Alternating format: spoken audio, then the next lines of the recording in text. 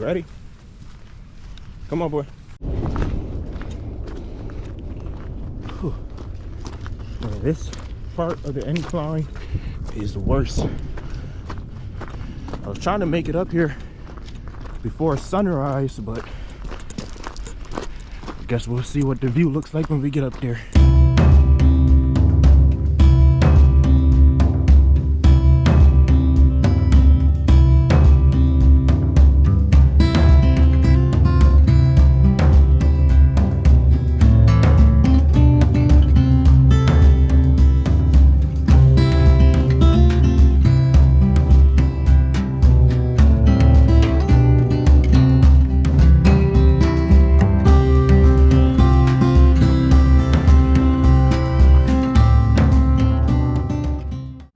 What is poppin', everybody? Welcome back to the channel. Today we are going on another hike, and during this hike we will be talking about bats, and we will be talking about bat facts and some tips on how to be bat aware. And hopefully by the end of this video you have a newfound appreciation for bats and how important they are to the ecosystem and to you and I. So I hope you enjoyed today's video. If you do, make sure you like, comment, and subscribe. Definitely hit that notification bell to be notified whenever I post, and you could come on my next adventure with me. Let's get started. You ready, Rue? Come on.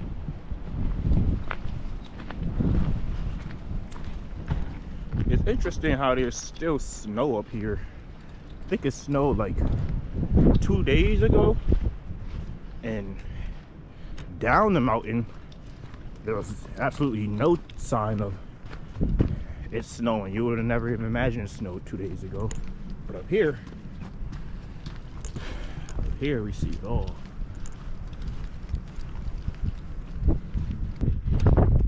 Careful.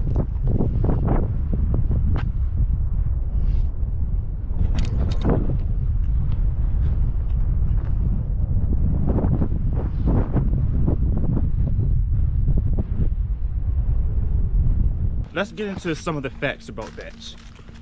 Did you know that bats are the only true flying mammal? There are other mammals like gliding squirrels or flying squirrels that more so glide, so they're not really classified as flying mammals, but bats are the only true flying mammals.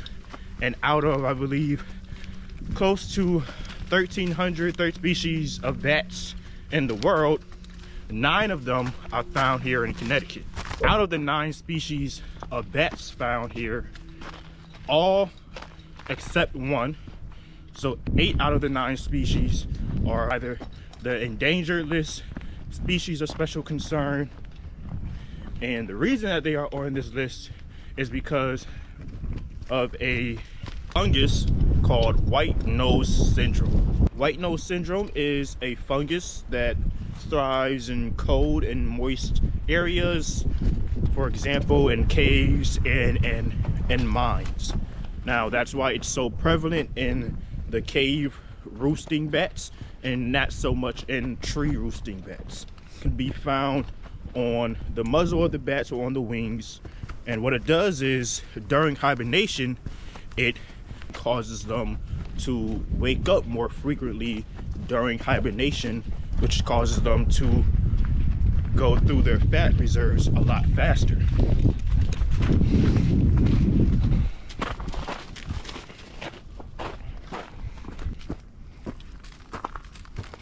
Good boy, you can do it. There you go. Come on.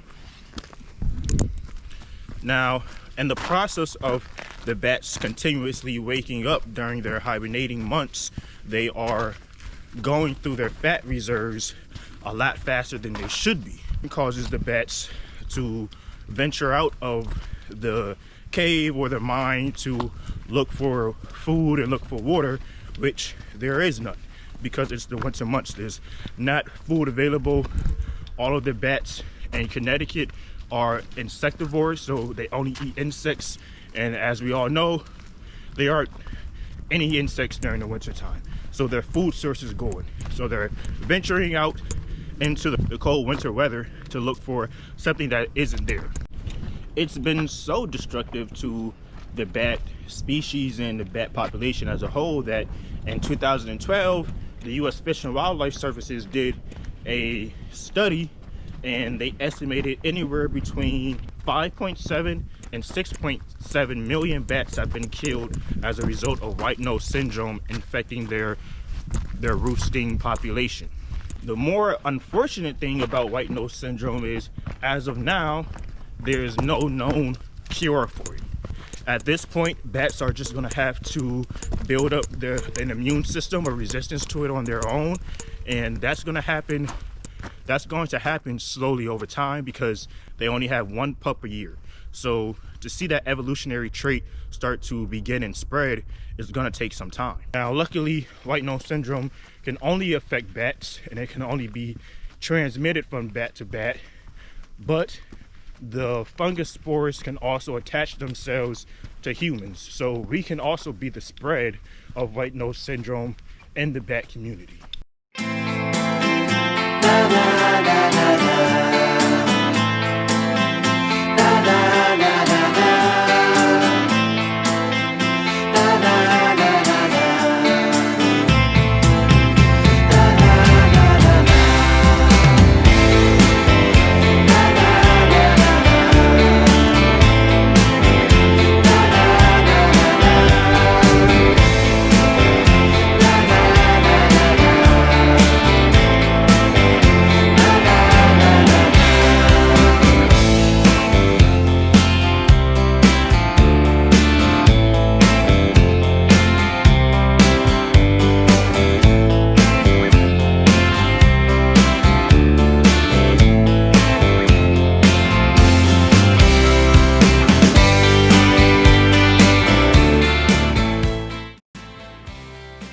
You gonna try and make it up here, Roo?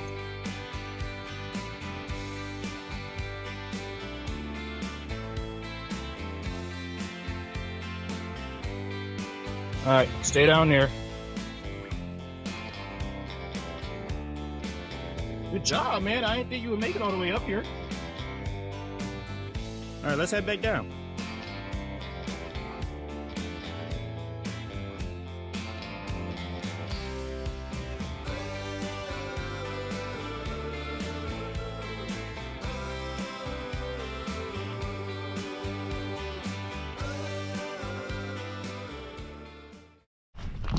Now, there's a lot of fear and negative stigma around bats, like signs of evil, or you see bats and you think rabies, you see bats and you think blood-sucking vampires, or bats and you think negative omens, right? This is just stories we've been told about bats. The way bats are depicted in the media, they're not always depicted in a good light. So with all that negative stigma surrounding bats, why should you care, right? Why should you care that the bat population is in dire distress right now, that their numbers are rapidly declining? Well, one of the reasons for that is going to be because a lot of the species of bats, like the ones in Connecticut, are insectivores. They're the reasons why the mosquito and moth and other insect populations are kept in check, because the bats are eating them. So if you're someone like me who loves going out into nature but hates mosquitoes, like I hate mosquitoes, like it's not even funny, I hate them. But if you're someone who hates mosquitoes like me, you should be appreciative of the bats, because they are constantly eating mosquitoes. Bats have to eat at least their body weight a night. In fact, they have to eat upwards of 1,200 mosquitoes a night. They are definitely keeping that population in check for people like you and I. Not only do they keep the insect populations in check, but there are also bats that mainly eat fruit, and they over 500 species of plants rely on bats to pollinate them, and that's including mangoes, bananas, guava, agave is used to make tequila. So for you heavy tequila drinkers, you should really be concerned about the status and the population of bats if you want to continue to have your tequila. So that's another reason why we should be concerned about the population of bats.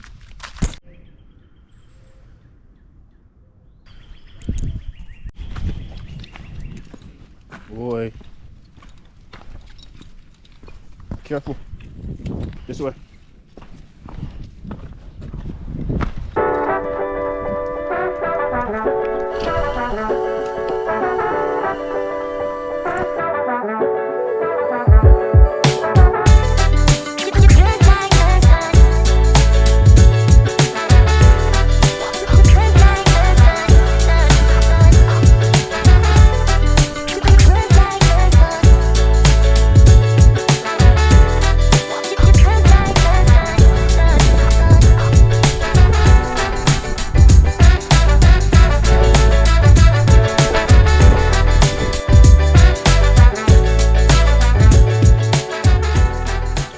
Now, that's not the only cool fact about bats there is. People that see bats and automatically think a flying rat would love to know that actually primates, including us, are closer related to bats than bats are to rats and to mice. So you are a close relative to a bat. Keep that in mind the next time you want to call a bat a rat. Just letting you know. Now, also, there is a myth that bats have poor eyesight, which is not true. They have excellent eyesight, even you could say 20/20 vision. The fact of the matter is they do a lot of their hunting at nighttime, which where their vision isn't the most powerful or accurate sense.